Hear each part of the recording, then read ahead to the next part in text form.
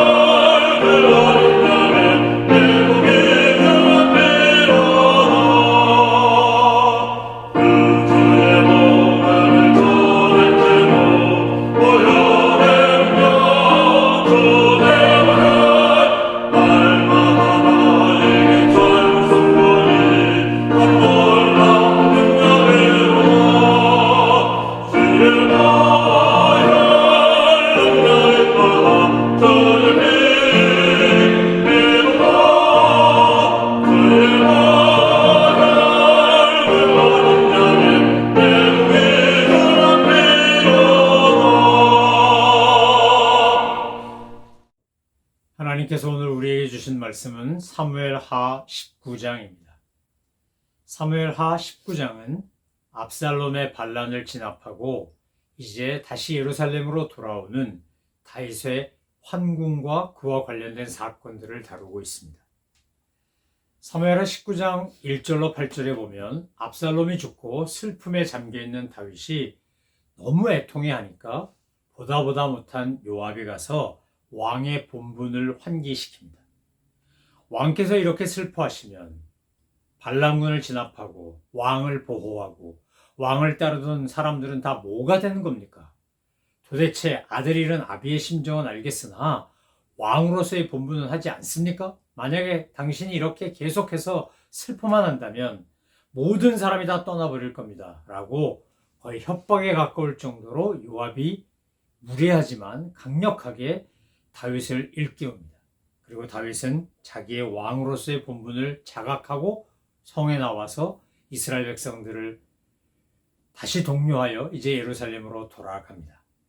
그런데 19장에 보면 다윗이 환궁을 하면서 아주 중요한 한 가지 정책을 쓰는 것을 볼 수 있습니다. 이것은 일종의 유화 정책이라고 할 수 있는데, 그것은 다윗이 생각할 때 이스라엘 백성들이 압살롬을 지지하고 자기를 반대했다는 것은 바꾸어 말하면 이스라엘 백성들이 다윗을 왕의 자리에서 폐위시킨 거나 다름없는 행위였습니다. 밧세바를 범하고 우리아를 죽인 것으로 인하여 민심이 떠난 겁니다. 다윗에 대해 갖고 있었던 존경심, 사랑, 신뢰, 리더십에 대한 믿음, 이런 것들이 다 없어졌기 때문에 압살롬에게로 사람들의 마음이 옮겨간 거 아니겠습니까? 다윗은 그것을 너무나 잘 아는 겁니다. 왜 이스라엘 백성들이 나를 버리고 압살롬을 따랐을까?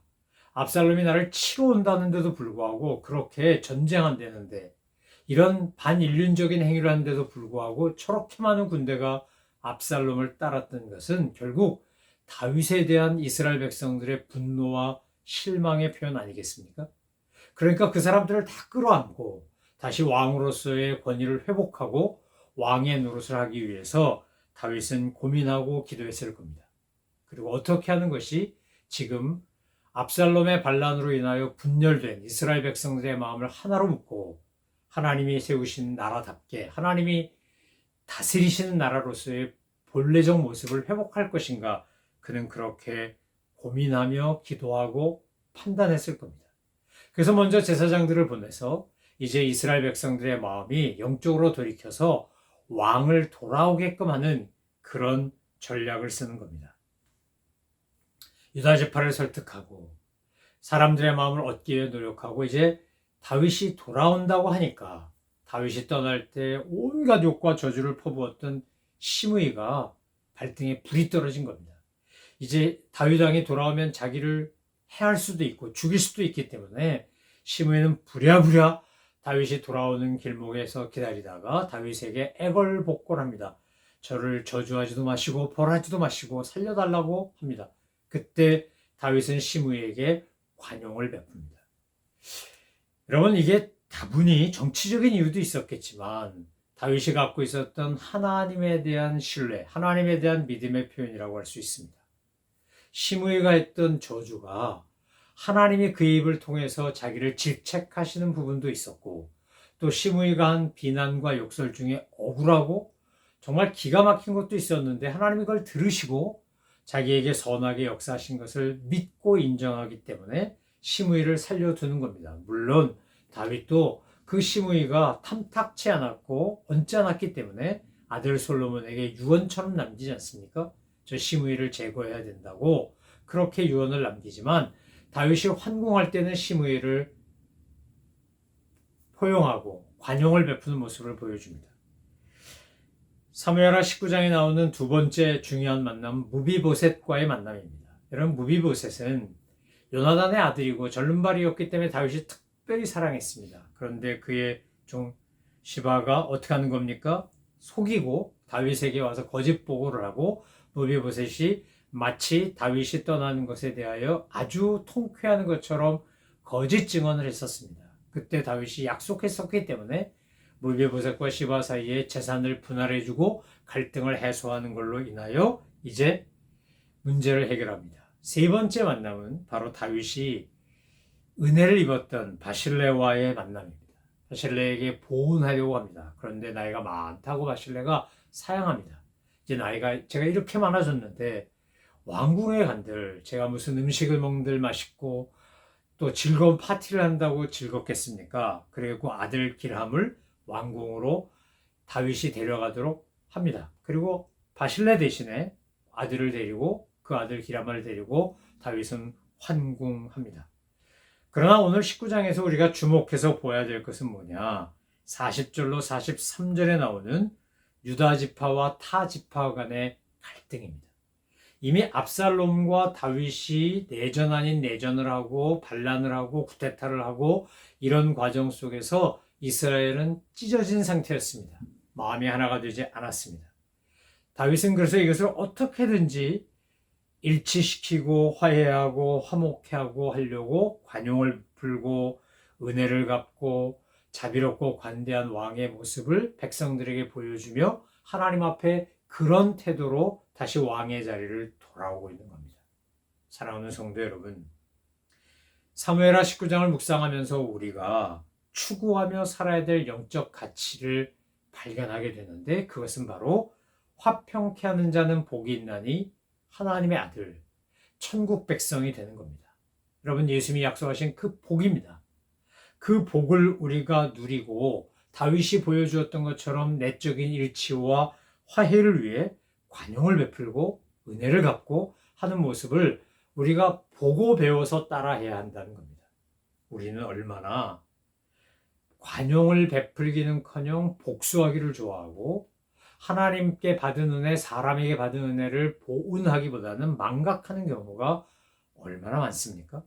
여러분, 이스라엘 백성들의 마음을 얻고자 하는 다윗의 노력은 눈물 날 정도로 정말 진지하고 굉장히 신실한 노력을 한다는 생각이 듭니다. 그가 그렇게 유화 정책을 펴면서 유다 지파를 설득하고 제사장들을 보내고 압살롬의 반란에 참여한 아마사를 심지어 민병대 지휘관, 군장으로까지 세우면서 어떻게든지 평화를 도모하는 모습은 아브넬과 협정을 맺으며 이스라엘과 유다 사이의 갈등을 끝내려고 했던 다윗의 모습, 헤브론에서의 다윗의 모습과 일맥상통하지 않습니까?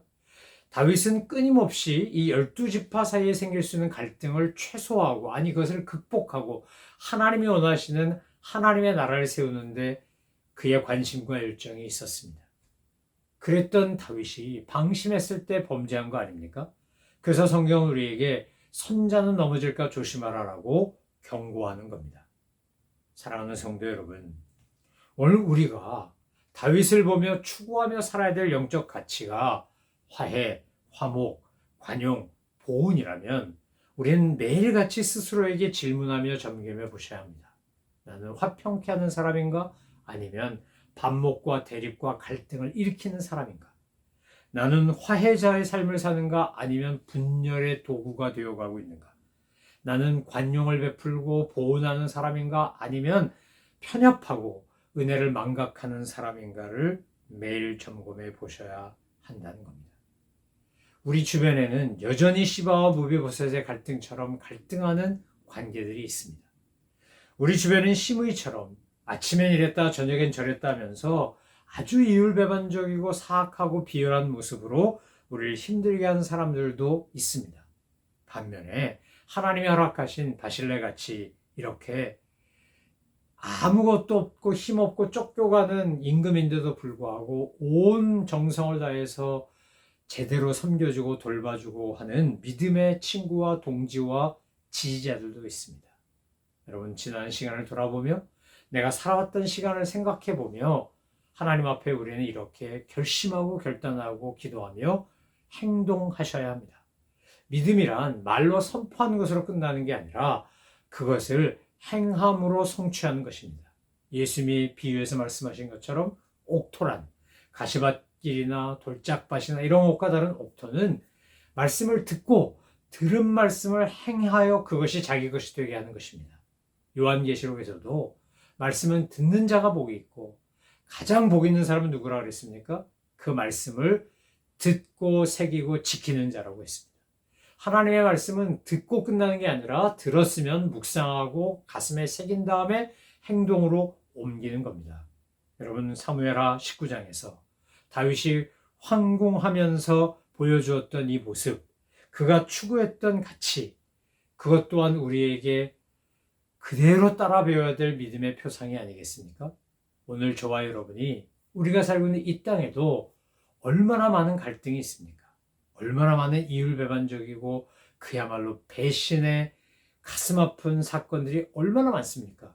하지만 하나님께서 오늘 우리에게 여전히 허락하시고 보내주시는 바실레 같은 사람도 있다는 겁니다. 하나님의 놀라운 은혜가 사람을 통해서 전달될 때 여러분 시므이나 시바나 무비보셋에 집중하지 마시고 내게 행한 나에게 보내주신 하나님께서 보내신 바실레에게 집중하시기 바랍니다. 그리고 우리는 할 수 있는 한 최대한 시므이도 관용했던 다윗처럼 시바와 무비보셋의 갈등을 조정했던 다윗처럼 바실레에게 보은했던 다윗처럼 그렇게 살아가신 저와 여러분 되기를 소망하며 축원합니다. 이미 우리가 하나님 앞에서 받은 은혜가 너무 큽니다. 하나님의 놀라운 사랑과 은혜를 이루 말할 수가 없습니다. 그렇다면 그 받은 은혜를 우리는 나누고 전하고 베풀며 증폭시켜야 합니다. 농사꾼들은 씨감자나 씨고구마나 이런 것들을 아무리 배가 고파도 먹어 치우지 않습니다. 왜 그렇습니까? 그것 없으면 다음번 농사를 지을 수 없기 때문에 그렇습니다. 여러분, 화평케 하는 것, 화목시키는 것, 마치 굶는데, 배가 고픈데, 먹을 게 없는데, 그럼에도 불구하고 씨감자나 씨고구마를 먹지 않는 농부처럼 이건 쉬운 일이 아닙니다.